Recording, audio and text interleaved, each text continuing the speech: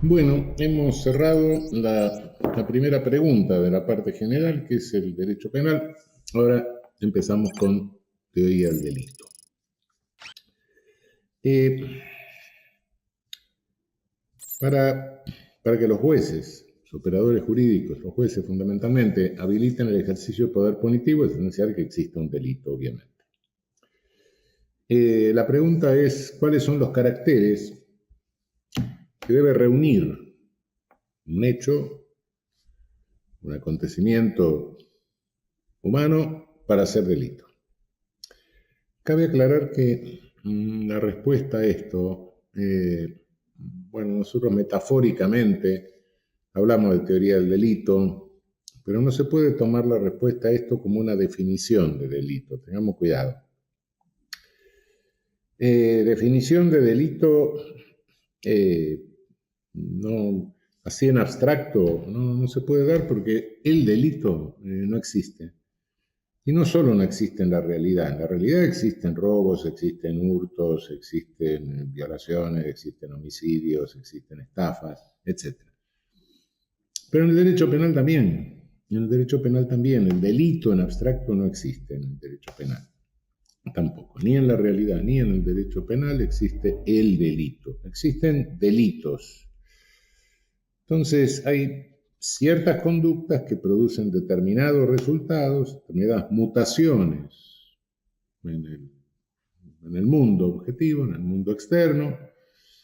A la conducta y a la mutación del mundo la llamamos pragma, después lo vamos a ver, y algunos de estos pragmas son delictivos. Sí, pero lo que estamos viendo son características generales que se deben presentar y no una verdadera definición de el delito, porque, insisto, no existe. Cuando nos encontramos frente a algo, cualquier cosa, bueno, tenemos una idea preconcebida cierta, acerca de determinados entes del mundo, y por ende lo que percibimos a través de nuestros sentidos lo tratamos de acomodar a la idea para decir qué es lo que tenemos adelante, ¿no? Lo que permite distinguir una silla de un perro, ¿no? Un caballo de un árbol, bueno, ¿no? Conforme a cierta idea. Pero muchas veces nos encontramos frente a cosas que nos preguntamos, ¿qué demonios es esto? ¿No? Entonces tenemos que ir ordenando las preguntas para determinar, bueno, vamos a ver qué es esto que nos encontramos delante. Es decir, tenemos que ir haciendo un análisis por pasos, es decir, un análisis estratificado, por así decirlo. Estratificación conceptual, digamos, que es resultado de este análisis. No es nada más ni nada menos que lo que responde a la idea común, corriente, bueno, vamos por partes, ¿no? No solo era de Jacques Street el asunto de vamos por partes, sino que el análisis siempre se hace avanzando por partes.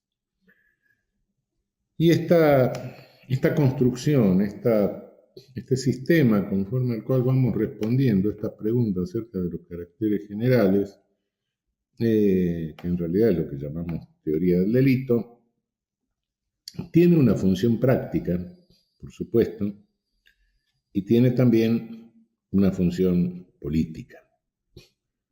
La función práctica es que, bueno, que nos ahorramos en cada caso ir preguntándonos por los caracteres, porque ya sabemos cuáles son los caracteres, los aplicamos a cada caso que se nos presenta, es una función sistemática, digamos, le permite a quien está, al jugador que está delante de un fenómeno, de un hecho del mundo, bueno, de una manera sistemática, de una manera coherente, a través de una prelación lógica de las preguntas, ir determinando si eso es en concreto un delito o no es un delito. En función sistemática, práctica.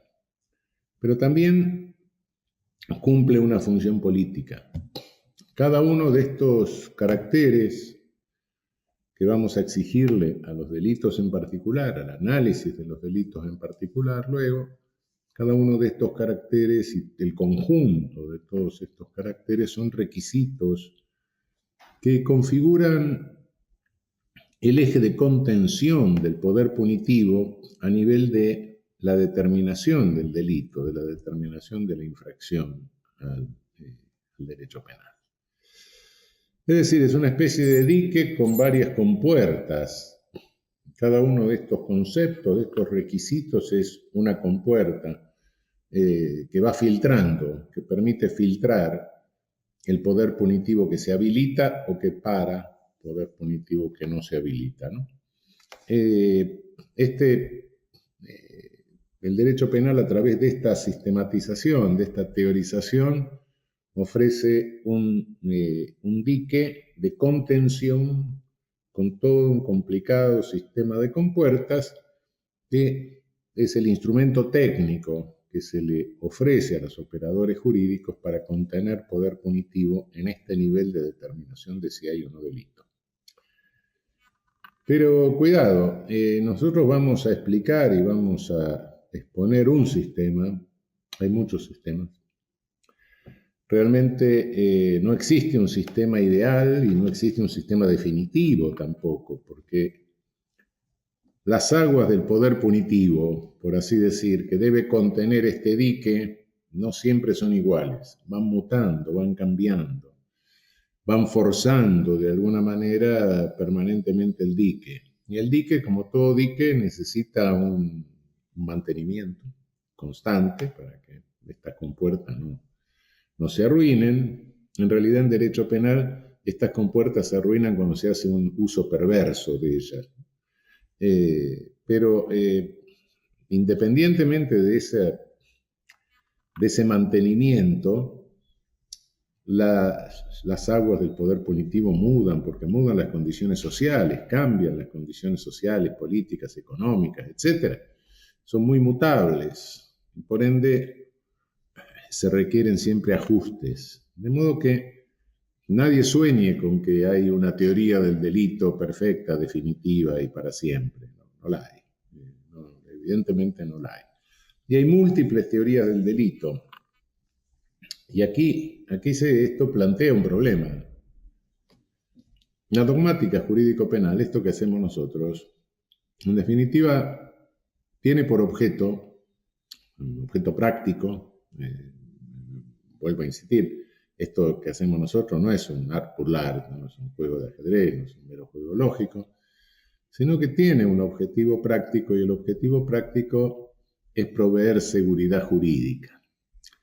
Un elemento básico de la seguridad jurídica es la previsibilidad. No la agota, por supuesto. Una jurisprudencia que siempre aplique la pena de muerte, bueno, no brinda una gran seguridad jurídica. Pero la previsibilidad es uno de los presupuestos básicos de la seguridad jurídica. A él hay que agregar otro, no importa. Pero esta previsibilidad sale muy maltrecha cuando tenemos en cuenta que hay muchas teorías del delito. Hay una pluralidad de teorías del delito. Entonces, esto le permitiría a un juez usar cada una de las teorías del delito que le conviene conforme el objetivo que se haya propuesto. Es decir,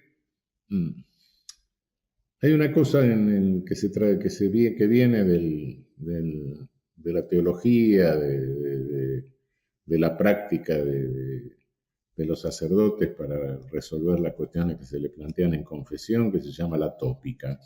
Conforme a la tópica, lo que se hace es primero decir, bueno, ¿cómo voy a resolver esto? Aquí, lo que quiero es obtener este resultado. Y después se buscan los argumentos. Bueno, la dogmática quiere hacer lo contrario de la tópica. Pero claro, esta pluralidad de teorías del delito le facilita a cualquier juez la utilización de un método tópico, lo cual significaría que la finalidad esta de proveer seguridad jurídica, haciendo previsibles las decisiones de los tribunales por parte de la dogmática, habría fracasado. Y hay muchos que han cuestionado la dogmática justamente por esto, por la pluralidad de teorías que tiene, lo cual permitiría que se manipule, se elija una u otra conforme la cara del que tengo adelante, los intereses de los que estoy respondiendo, etc. Y en consecuencia esta promesa de seguridad jurídica por parte de la dogmática habría naufragado. Es cierto en alguna medida esto, pero no estamos totalmente indefensos. Si bien, por cierto, lo que puede variar es el dique, algunas hay que perfeccionar con puertas, hay que cambiarlas, etc. Pero hay algo que es invariable: la regla básica y los principios de construcción. Eso es invariable. El dique siempre debe responder a la regla básica y a los principios de construcción que se derivan del derecho constitucional, como lo vimos, y del derecho internacional. En consecuencia, habría un cierto criterio para evaluar la pluralidad de teorías del delito. Habría teorías del delito que son progresivas y teorías del delito regresivas. Teorías del delito progresivas, bueno, son aquellas que van cambiando, sí, la estructura del dique, las compuertas, etcétera, pero que en definitiva tienen por resultado cumplir mejor la regla básica y respetar más estrictamente los principios constructivos. Y serían teorías del delito regresivas las que en realidad deterioran la vigencia, la observancia de la regla básica y de los principios constructivos. Quizá con esto podríamos decir que tenemos sistemas progresivos y regresivos, y con esto se puede ir evaluando las distintas teorías del delito. Se puede mantener la discusión sobre una teoría es mejor, superior, etc., en base a un parámetro que fijo, que sí, es la regla básica y los principios constructivos. Ahora, bien, en este sentido, no estoy tomando vino, estoy tomando jugo. En este sentido, puede, más o menos, hay cierto consenso, bastante generalizado, aunque con ciertas variables, de que en la teoría del delito juegan por lo menos 4 conceptos. Juega el concepto de conducta, acción o acto humano, el concepto de tipicidad, el concepto de antijuridicidad, el concepto de culpabilidad. Claro, cuando ya entramos a ver cada autor cómo maneja este concepto y qué hace con él, bueno, ahí las cosas difieren totalmente. Pero más o menos estos son los 4 conceptos, las 4 categorías, digamos, que se manejan en toda la discusión en torno de la teoría del delito. No crean que lo que les voy a exponer, insisto, debido a todo lo que acabo de decirles, es un sistema acabado, único, perfecto. No, porque no hay ninguno que sea así. De modo que el objetivo es exponerle un sistema de teoría del delito, como le estamos exponiendo un sistema de derecho penal, para que ustedes vean cómo funciona un sistema y los que después sigan, profundicen la materia, lo puedan comparar con otros y puedan comprender cuáles son las diferencias y bueno, entonces elegir o decidir conforme a su saber y entender, a su conciencia, a su ciencia, etc.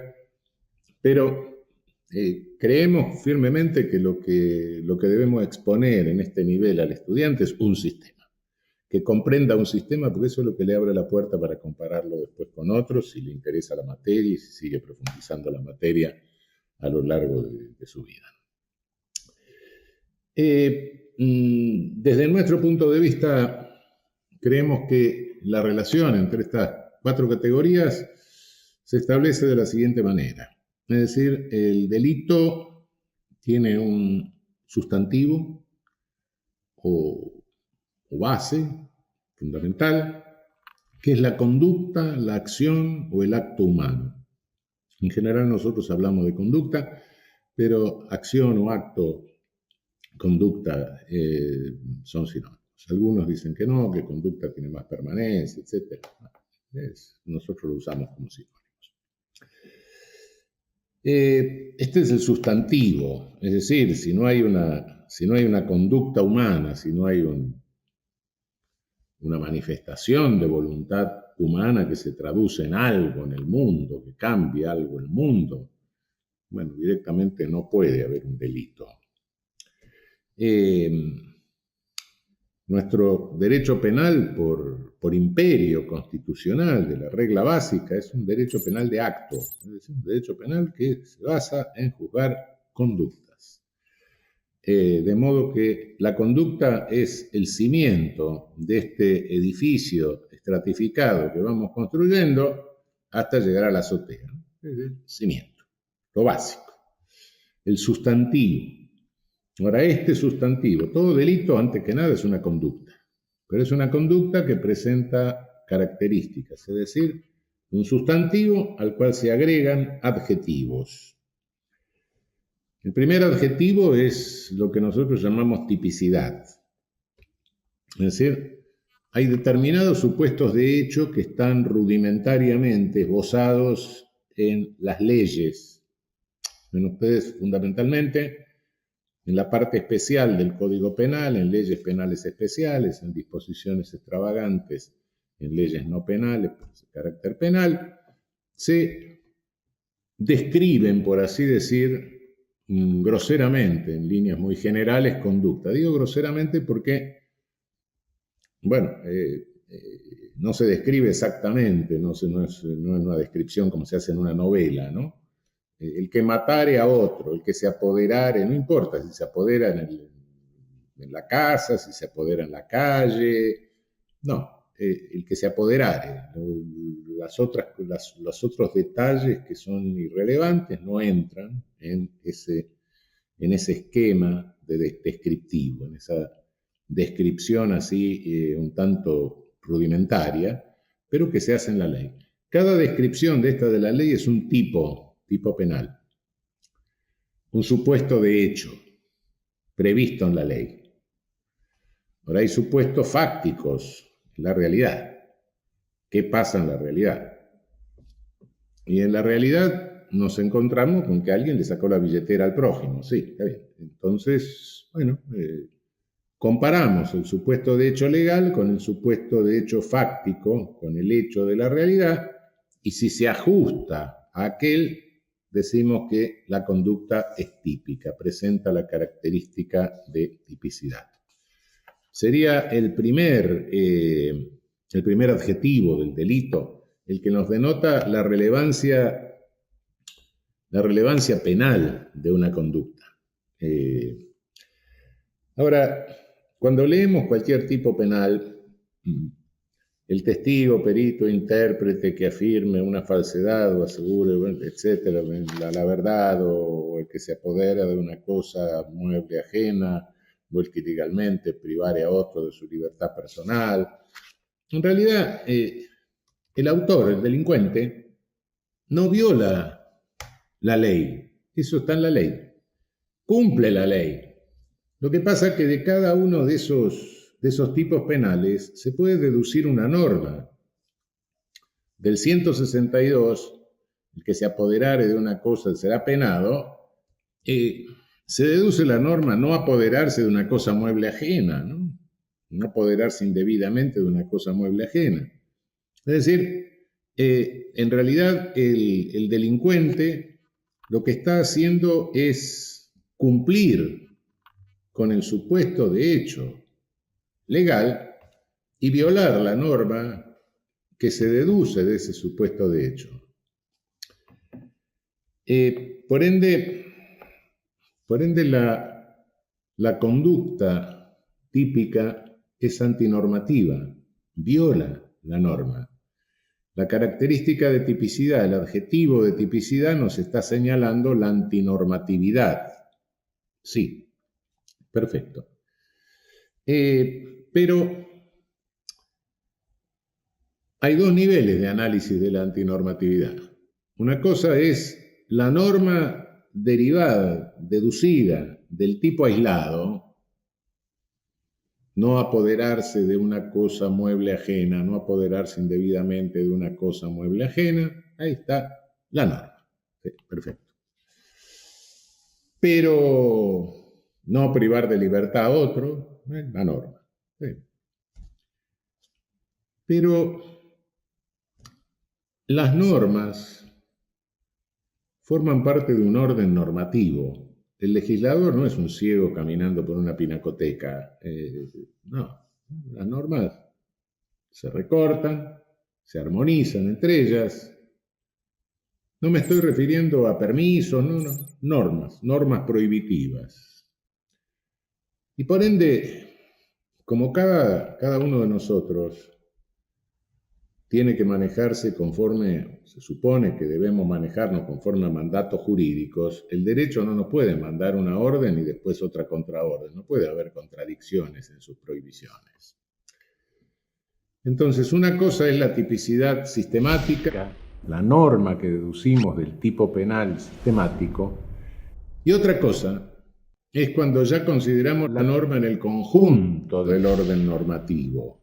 Y ahí hay una reducción muchas veces.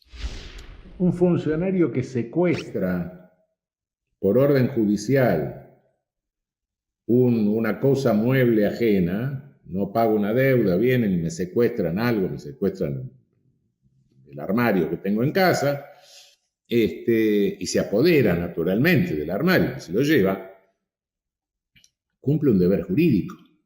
Y si no cumple ese deber jurídico, el oficial de justicia, bueno, lo procesa por incumplimiento de los deberes funcionarios. Entonces, hay un recorte entre las propias normas prohibitivas.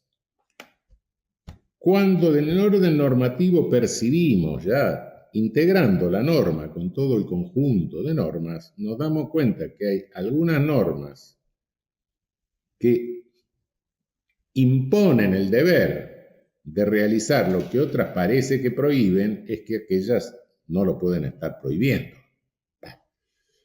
También esto pasa, cuando vamos a ver más en detalle adelante, pero también esto pasa cuando hay normas que fomentan. Es decir, es una violación del deber de cuidado estar corriendo las patadas entre 22 personas, pero si es en un contexto deportivo, no, cuidado, esto está fomentado, entonces no puede estar prohibido. Sí. Entonces, en el conjunto el juicio de tipicidad requiere dos momentos, el juicio de antinormatividad requiere dos momentos. Un momento es el juicio conforme a la norma tal cual se deriva del tipo desnudo, aislado, etc. Otro momento es una tipicidad conglobada, con la norma conglobada en el conjunto del orden normativo, que por esencia no puede ser contradictorio, porque si fuera contradictorio, entonces yo no sé a qué atenerme como ciudadano. Y el derecho me tiene que decir siempre, en todos los casos, a qué debo atenerme. Bien, ahora ya la norma típica en cuanto a tipicidad sistemática, en cuanto a tipicidad conglobada, la norma la conducta es típica, es por ende es antinormativa, pero ¿qué sucede? Obviamente, al determinar que la norma es típica, hemos tenido en cuenta que hay una conducta, que esa conducta se ha manifestado en el mundo, provocando algún cambio en el mundo externo, algunos llaman esto resultado. Bien. Esta mutación del mundo externo más la conducta, nosotros lo llamamos pragma.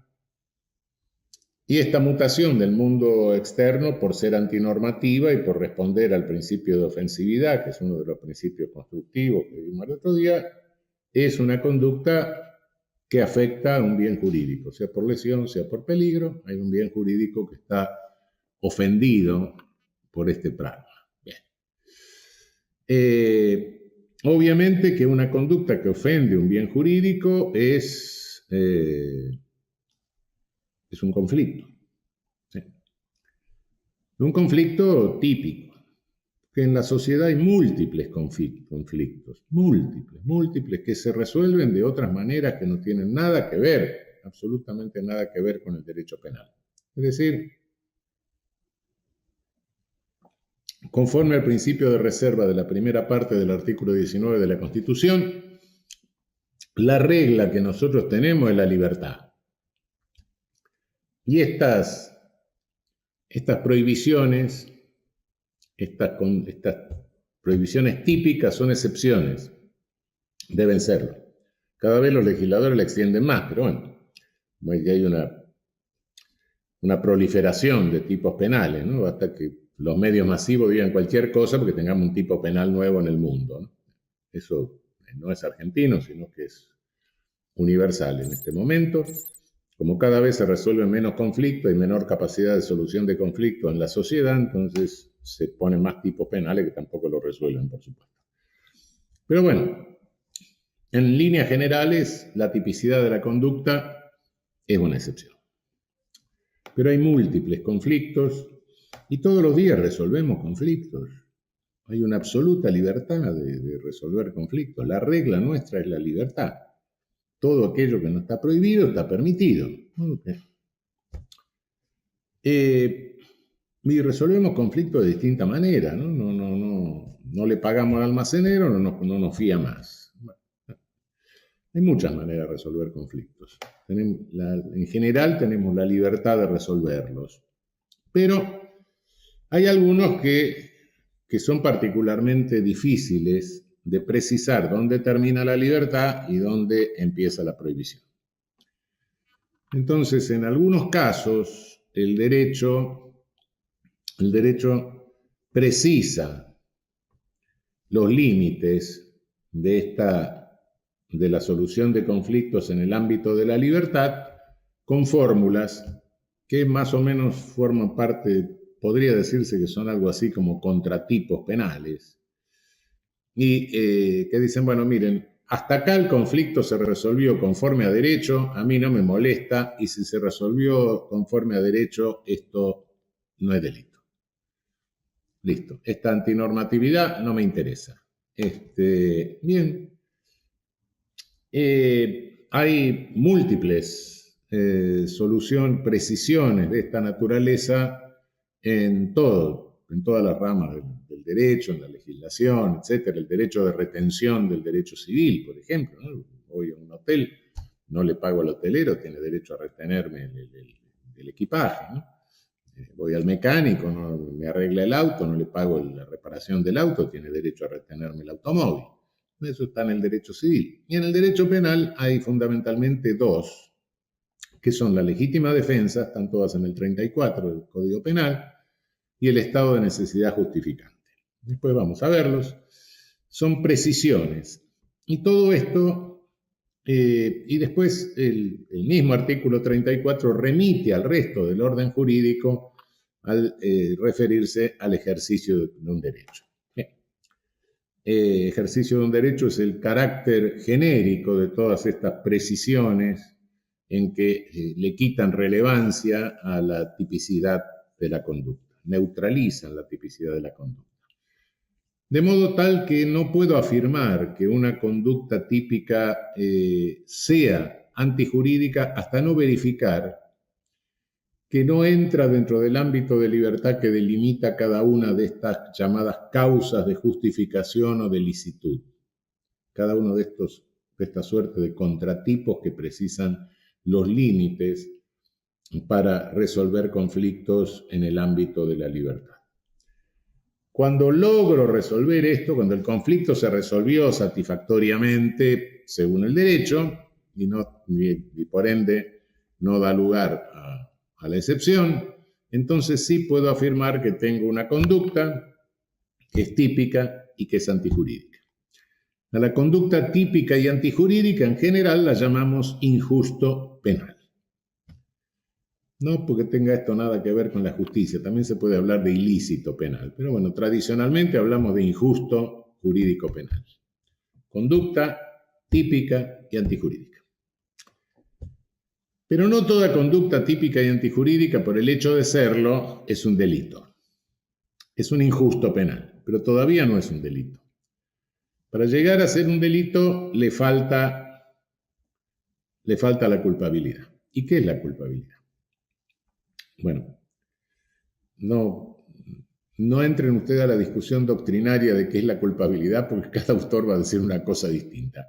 Le doy el concepto que manejo de culpabilidad, le decía desde antes, con el objetivo de mostrar un sistema, bueno o malo, bueno, después ustedes lo podrán discutir si siguen adelante, ven otros autores, etc. Les doy ni idea de culpabilidad. Les quiero aclarar que hasta aquí, hasta el injusto penal, el derecho penal puede manejarse con conceptos jurídicos que provienen, que también son compartidos por otra rama del derecho, ¿no? La ilicitud es algo que, bueno, que se maneja en el derecho civil también, ¿no?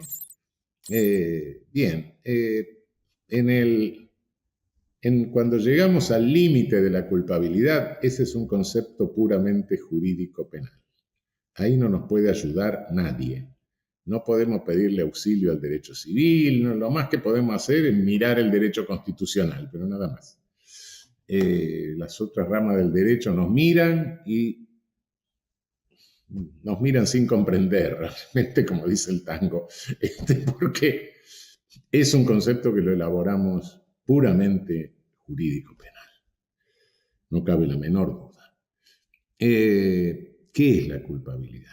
Bueno, si nosotros pretendemos pasar del injusto a la pena y decir conforme al grado de ilícito, de ilicitud, conforme al grado de lesión, de afectación al bien jurídico, ahí, ¡pum!, lo paso automáticamente al grado de pena, estoy presuponiendo algo que es falso, obviamente. Estoy presuponiendo que todos los seres humanos somos iguales. Estoy presuponiendo que todos los seres humanos gozamos del mismo ámbito de libertad o de autonomía de voluntad. Y estoy presuponiendo que todos los seres humanos actuamos en las mismas circunstancias, lo cual es totalmente falso. Bueno, ante la imposibilidad de sostener esto, que deforma la realidad de esa manera, se han inventado modos, el derecho penal ha inventado puentes entre el injusto y la pena. Puentes que le permiten graduar la pena, ya no conforme al contenido ilícito puramente, sino conforme a algo. No me meto ahora por todos los caminos que se han seguido con esto. Bueno, desde mi punto de vista, creo que, y desde el punto de vista de un derecho penal republicano y respetuoso de la autonomía ética, de la autonomía de conciencia de las personas, de los seres humanos, la culpabilidad es el reproche personalizado que se le puede hacer en el ámbito jurídico a una persona en razón del espacio que tuvo para decidir la realización de la conducta típica y antijurídica del injusto. No todos tenemos el mismo espacio social, no todos estamos en las mismas circunstancias, no todos somos iguales, tenemos la misma preparación, el mismo entrenamiento, la misma presencia de ánimo frente a una situación, y en consecuencia, hay que medir cuál es el espacio concreto que la persona tuvo en la constelación concreta para poder reprocharle el injusto. Y es posible que no le pueda reprochar si la persona actuó en un error de prohibición absolutamente invencible. Tampoco se lo puedo reprochar si actuó en una situación muy reductora, bajo una amenaza muy grave, amenaza de muerte, amenaza de una lesión irreversible, de una amputación. Tampoco amenaza de muerte de un pariente cercano, inminente. Bueno, no le puedo reprochar. Tampoco le puedo reprochar si a la persona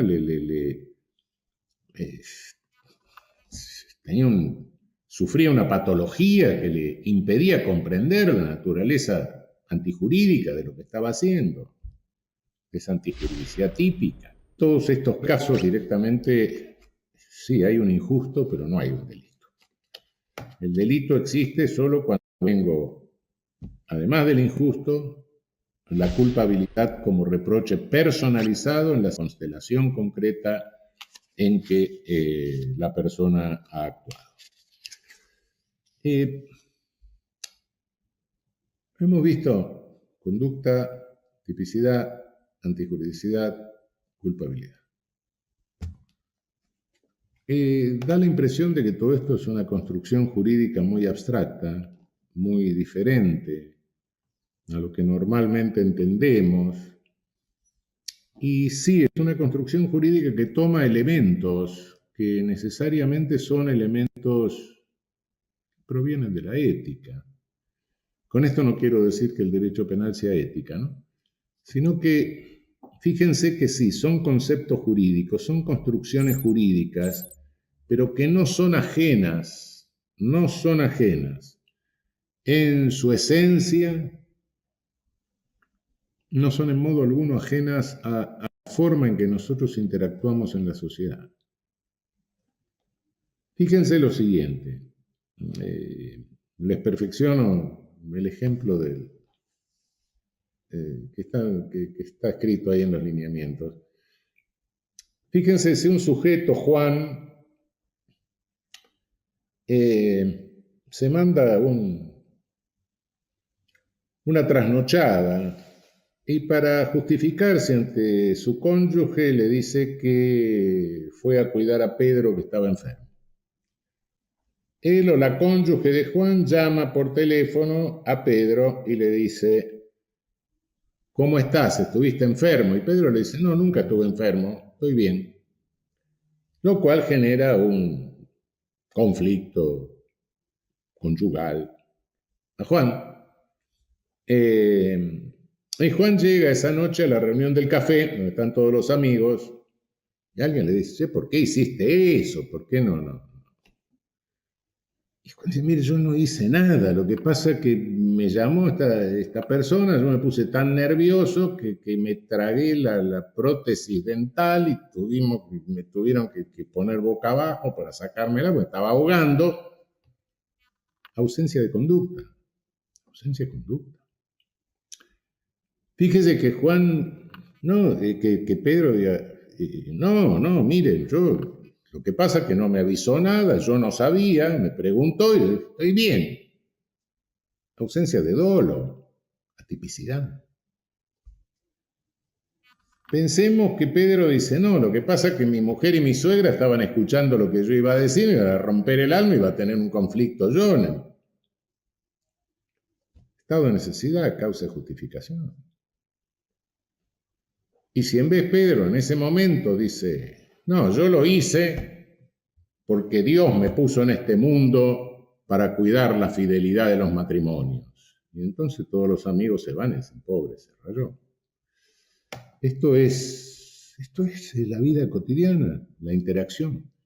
Es de esa forma de interacción donde tomamos los elementos que después estructuramos, refinamos, etc. Pero en definitiva, no los ha inventado el derecho penal, los toma de lo que es ética, no ética en el sentido de moral, sino de lo que son mores, de lo que es la forma de interactuar que tenemos en la sociedad. Bueno, aquí vamos a cortar por ahora, les he mostrado más o menos las bases estructurales de la teoría del delito. En la próxima vamos a ver el carácter genérico, sustantivo del delito, o sea, la conducta. Seguimos la próxima con conducta, acción o acto.